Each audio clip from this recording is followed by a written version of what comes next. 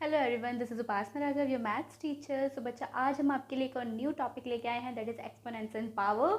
तो स्टार्ट करते हैं from the very basic. Starting से हम इसको पढ़ने वाले हैं, डेफिनेशन से हम स्टार्ट करने वाले हैं। तो चलो बच्चे, जब हम बात करते हैं एक्सपोनेंट्स एंड पावर की, सबसे पहले तो बच्चों को यही मिसकंसेप्ट होता है कि मैंने भी जब टीचिंग की स्कूल में या ट्यूशन्स में, तो what I get to know कि बच्चों को ये एक रहता है कि एक्सपोनेंट और पावर दोनों एक ही चीज़ें हैं।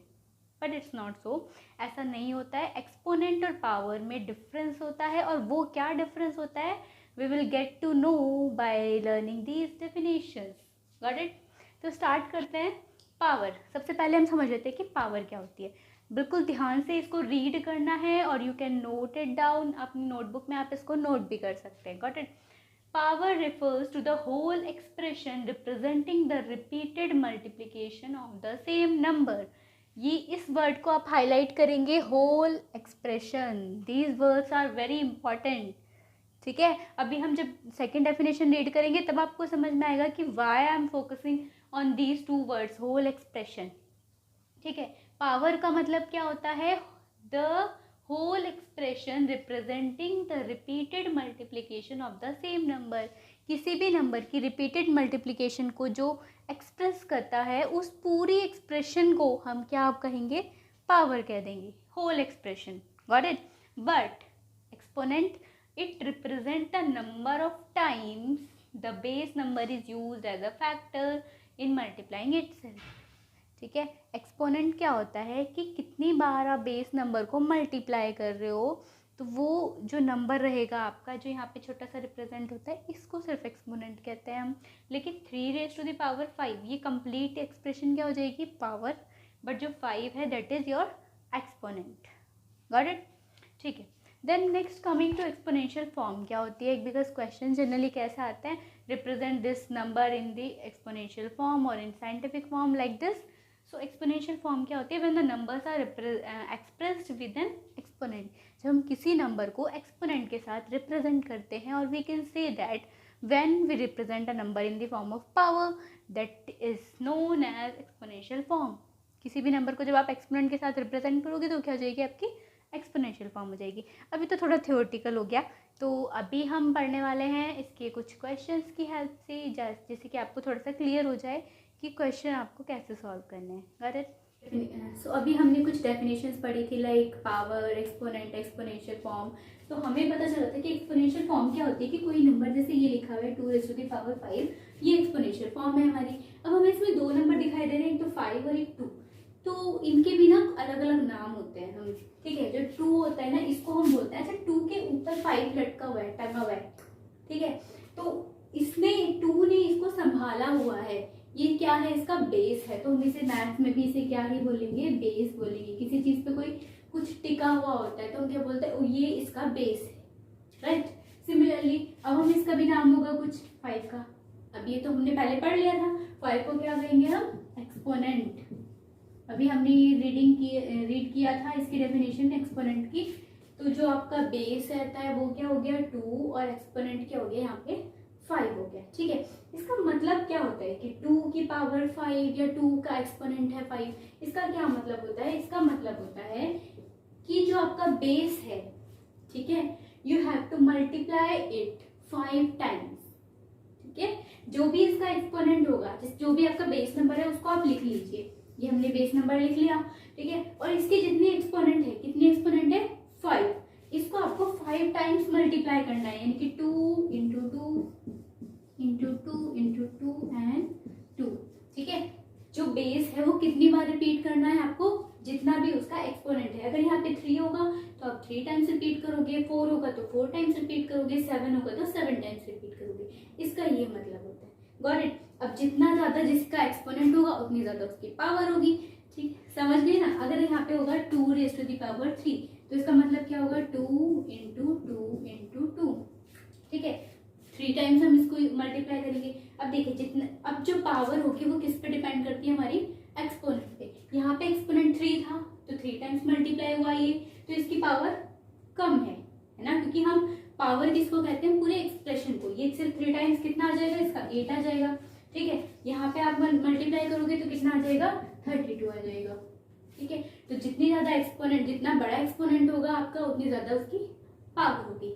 इतना तो समझ में आ गया होगा आपको। चलिए अब देखते हैं हम, इसमें ना कुछ लॉज होते हैं कि अभी तो ये सिंपल था 2⁵5। अगर मैंने यहाँ पे लिख दिया 2⁵5 मल्टीप्लाई बाय 3⁵5, तो क्या होगा, अब आप इसको ऐड कैसे करोगे, क्या आप इसको 5 टाइम्स लिखोगे यहाँ पे, फिर इसको 3 को 5 टाइम्स लिखोगे, फिर उनको मल्टीप्लाई करोगे?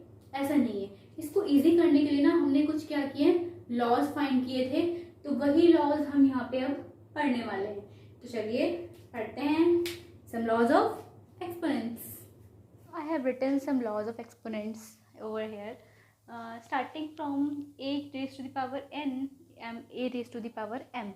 इट मीन्स कि अगर आपके पास दो सेम नंबर, बेस में आपके पास नंबर सेम है, क्योंकि यहाँ पे भी ए है यहाँ पे भी है, बट जो उनके एक्सपोनेंट है वो डिफरेंट है, ठीक है, तो आप उनको कैसे सॉल्व करेंगे कि जो आपका बेस है वो तो आप कॉमन ले लोगे और उनके जो एक्सपोनेंट होंगे उन दोनों को ऐड कर देंगे, ठीक है।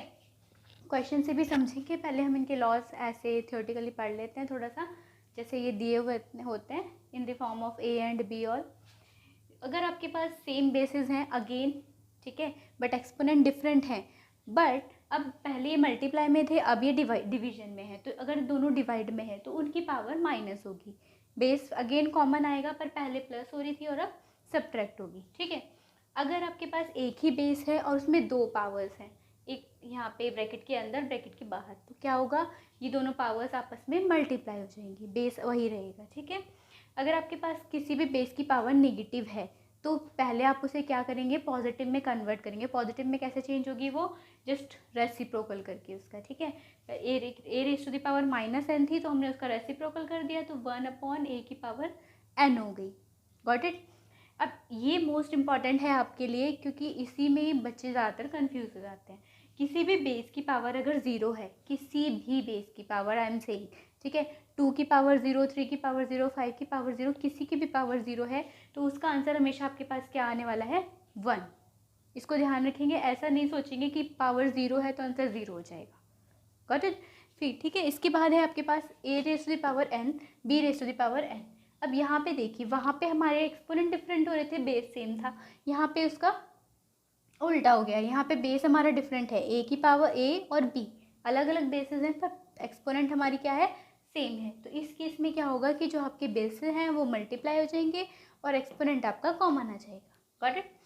सिमिलरली अगर आपके पास बेस अलग अलग हैं और वो डिवीजन में है, एक्सपोनेंट सेम है, तो आप बेस को डिवाइड कर देंगे और जो एक्सपोनेंट होगा आपका वो कॉमन आ जाएगा। Got it. ये कुछ लॉज हैं, आप इनको नोट डाउन कर लेंगे, तब जब हम क्वेश्चन सॉल्व करेंगे तो it will help you lot, ठीक है। ये बहुत ज़्यादा आपको हेल्प करेंगे, इसलिए प्लीज़ नोट डाउन कर लें इनको नोटबुक में अच्छे से। So now we are going to solve some questions of exponents and power. So basically हमने questions कहाँ से लिए हैं, क्लास 8 की NCERT बुक से हैं, एक्सरसाइज 12.1। तो फर्स्ट क्वेश्चन है आपके पास, इवेल्युएट 3⁻²। इसको आपको इवेल्युएट करना है, वेरी सिंपल। अभी हमने लॉज ऑफ एक्सपोनेंट्स पढ़े थे, आपने नोट डाउन किए होंगे तो आपके पास लिखे हुए होंगे। तो देखिए क्या है यहाँ पे, क्या है, पहले तो इसकी पावर नेगेटिव है, तो सबसे पहले हम क्या करेंगे, इसकी पावर को पॉजिटिव बनाएंगे।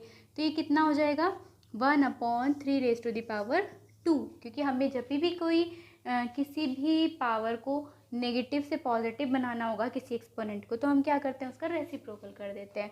तो हम यहाँ इसको मेंशन कर देंगे कि हमने किस लॉ के अकॉर्डिंग किया है ये, कि हमारे पास था कि अगर a की पावर -n है तो हम उसको 1/a⁴n लिख सकते हैं।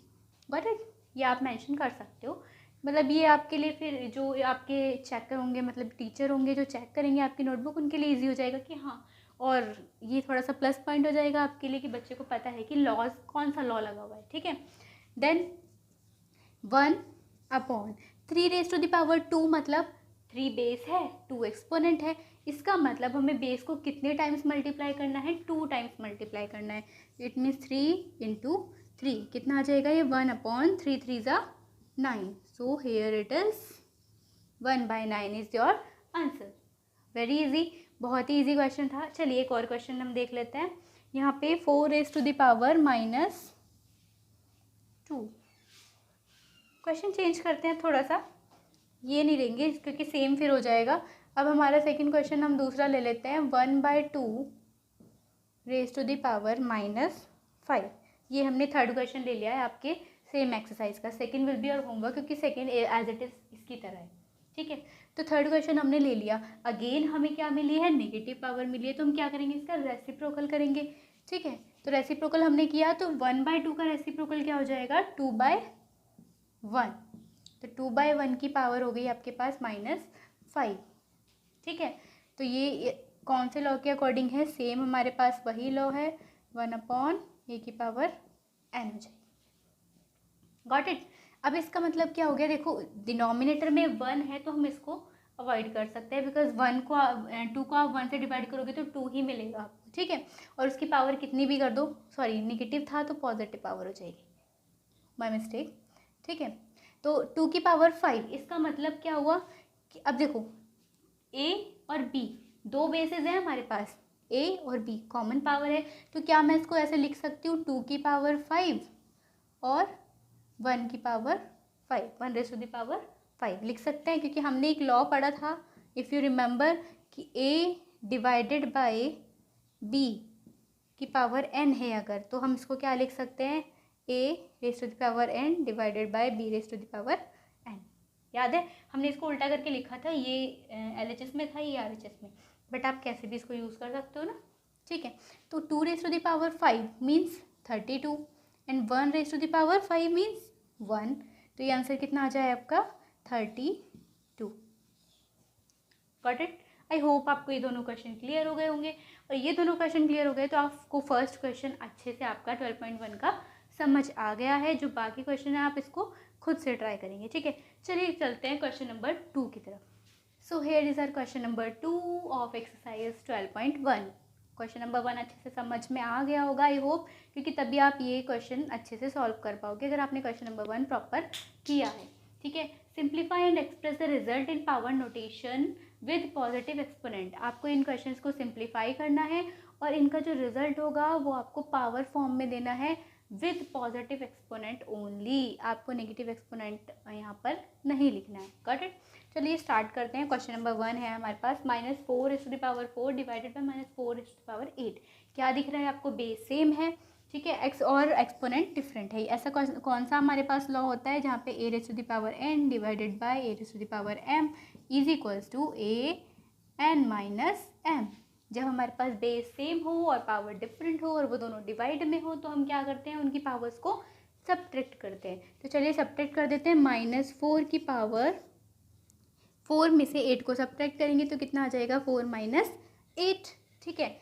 अब 4-8 कितना हो गया आपके पास, -4, ठीक है। छोटे नंबर में से बड़ा नंबर सब्ट्रैक्ट करो तो माइनस आएगा, नेगेटिव आएगा, तो इसकी पावर हो गई -4। लेकिन हमें क्या कहा, पॉजिटिव एक्सपोनेंट, हमारे पास एक्सपोनेंट कैसा आ रहा है, यहाँ पे नेगेटिव आ रहा है, तो हम क्या करेंगे, इसको पॉजिटिव में चेंज करेंगे। और पॉजिटिव में कैसे चेंज करते हैं, हमें पता है कि a की पावर अगर -n है तो हम उसका रेसिप्रोकल करेंगे और तो उसकी पावर कितनी हो जाएगी, उसका एक्सपोनेंट क्या चेंज हो जाएगा, नेगेटिव टू पॉजिटिव चेंज हो जाएगा। तो यहाँ पे हमारे पास आ गया है -4, सॉरी अब इसको हम क्या करेंगे, रेसिप्रोकल करना है ना हमें, 1/-4, ठीक है। तो इसकी पावर कितनी हो जाएगी, +4। तो अब हमारे पास आ गया है question number 2, that is 1/2⁵3 to the whole power 2, ठीक है। यहाँ पर क्या दिख रहा है आपको, दो पावर्स दिख रही है, बट एक तो 2 के साथ है और एक कंप्लीट 1/2 के साथ है। तो हमारे पास कुछ ऐसा हमने देखा है कभी, इफ़ यू रिमेंबर हमने लॉ पढ़े थे, इसमें क्या था कि अगर a डिवाइड बाय b है हमारे पास, जिसकी कॉमन पावर n है, तो हम उसको क्या लिख सकते हैं, a⁴n डिवाइडेड बाय b⁴n। हम उस पावर को सेपरेट कर सकते हैं। सिमिलरली हम यहाँ पर करेंगे तो ये आ जाएगा 1 की पावर 2, 1⁵2 और 2�3 एंड 2। गॉट इट, याद आया कुछ, ठीक है। अच्छा अब फिर से हमें एक लॉ लगाना पड़ेगा क्योंकि यहाँ पे डबल पावर हो गई है। अच्छा 1⁻² मीन्स 1 हो जाएगा। अब 2⁻³ एंड 2 दोनों पावर्स हैं, एक ब्रैकेट के अंदर एक ब्रैकेट के बाहर। हमने तो कुछ पढ़ा था क्या, दैट अगर किसी भी नंबर के पास डबल पावर्स होंगी इस तरह से, तो हम क्या करेंगे, उनकी पावर्स को मल्टीप्लाई कर देंगे, ठीक है। ये लॉ हमने यहाँ पे पढ़ा था, तो वही हमें करना है। 2⁻³ इंटू 2 यहाँ पे हो जाएगा, तो इसका आंसर कितना आ जाएगा, 1/2 की पावर 3 × 6। तो ये हमारे पास आ गया है फाइनल आंसर आपका। Got it. चलिए नेक्स्ट क्वेश्चन पे मूव करते हैं। इसी का next part, actually part of this question, that is -3 की पावर 4 है multiply by 5/3 to the power 4। अब देखिए यहाँ पे हमें क्या दिख रहा है कि क्या हम इसको ऐसे लिख सकते हैं -1 की power 4 into 3 raise to the power 4, because हमें ये एक्सपोनेंट की हेल्प से सॉल्व करना है इसको। और यहाँ पे हम इसे लिख सकते हैं 5 raise to the power 4 and 3 raise to the power 4। कौन से लॉज यहाँ पे लगे हैं आप मुझे यहाँ पे बताएंगे, ठीक है। तो ये हो गया आपके पास, हमने सबको सबकी पावर एक्सपोनेंट के साथ सबको सेपरेट कर लिया। हमें दिख रहा है कि यहाँ पे एक 3 रेज टू द पावर 4 है, यहाँ भी 3 रेज टू द पावर 4 है, दोनों डिवाइड में है। ये ऊपर है ना, ये डिनोमिनेटर में है, ये न्यूमरेटर में है, डिनोमिनेटर में है, ठीक है। तो क्या हो जाएगा, -1 रेज टू द पावर 4 है। आप 8th क्लास के स्टूडेंट से, आपको पता होगा कि माइनस नेगेटिव नंबर की अगर पावर पॉजिटिव इवन नंबर होगी तो रिजल्ट आपका पॉजिटिव आएगा। तो यहाँ पे कितना आ जाएगा 1 into 3 raise to the power 4, दोनों डिवाइड में है तो पावर क्या होंगी, सब्ट्रैक्ट हो जाएंगी एज बेसिस सेम। दोनों की पावर सब्ट्रैक्ट हो गई, एक्सपोनेंट सब्ट्रैक्ट हो गया, माइनस इंटू 5 की पावर 4। ये इतना समझ में आ गया। बेस सेम था, पावर हमने क्या कर दी यहाँ पे सब्ट्रैक्ट कर दी। वो एक कोइंसिडेंट है कि आपकी एक्सपोनेंट भी सेम है, बट यहाँ पे हमें बेस सेम मिल गया है तो हम वही लॉ लगाएंगे अपना, कौन से वाला, कि a की power n divided by b की पावर a की power m is equals to a raise to the power n minus m। What it, दोनों की पावर सब्ट्रैक्ट कर दी। अब कितना आ गया हमारे पास, 1 into 3 raise to the power 4 minus 4 is 0 multiply by 5 raise to the power 4। अच्छा, 3 रेज टू द पावर 0 है, ये भी हमने पढ़ा था कि अगर किसी भी बेस की पावर 0 होगी, एक्सपोनेंट 0 होगा तो आंसर कितना आएगा उसका, 1 आएगा, ठीक है। तो यानी कि इसका मतलब यहाँ पे भी क्या आएगा, 1 into 1 multiply by 5 raise to the power 4, और 5 रेज टू द पावर 4 की मल्टीप्लाई 1 से करेंगे, you will get 5 raise to the power 4। So here is our final answer.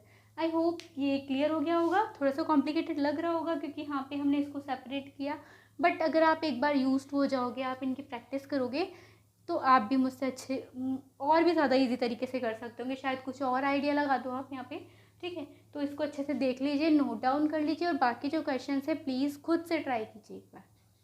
Okay, सो मिलते हैं बाकी क्वेश्चंस के साथ, आगे इसको कंटिन्यू करेंगे नेक्स्ट वीडियोज़ में।